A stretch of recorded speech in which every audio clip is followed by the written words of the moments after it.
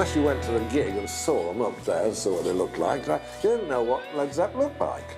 You didn't know what the difference between Robert Plant and Jimmy Page, you know, unless you bought the music press. Then the Cream came on, and I was awestruck. I'd never seen anything like it. And then the Who came on, and I was even more awestruck because apart from playing the fantastic pop hits they had at the time, they smashed everything up and they destroyed the stage. I saw that Diana Ross picture on the front page of Melody Maker with the credit and going, oh boy, that's great, I've earned 2 and 6pence this week. And it started from that, and I was thrown into this crazy world of musicians and music. I look down and here, like you're there, with the Beatles, the 4 Beatles just sitting there. And these are my heroes, of course, and I'm 17 at the time. With some band that's just arrived in the UK, some guitarist. And he's left-handed. Oh, right, yeah, and he's black and he's from Chicago. I said, well, it sounds fantastic. No one had ever seen this guy. Hold on, mate, he plays the guitar with his teeth. You can guess who the guitarist was. That night changed rock history.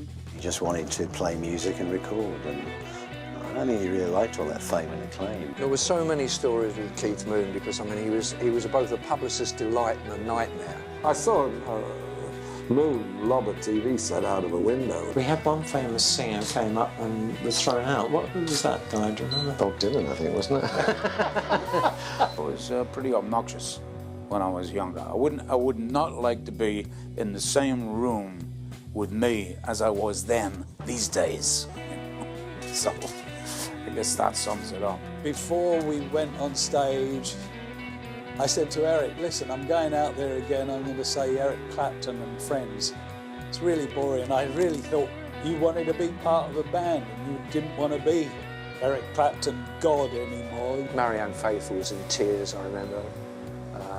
Keith Richards was certainly deeply moved by it. Mick was kind of angry that Brian had died inconveniently. Nick Kent was a junkie and a wannabe Keith Richards. He was actually a real pain in the arse guy.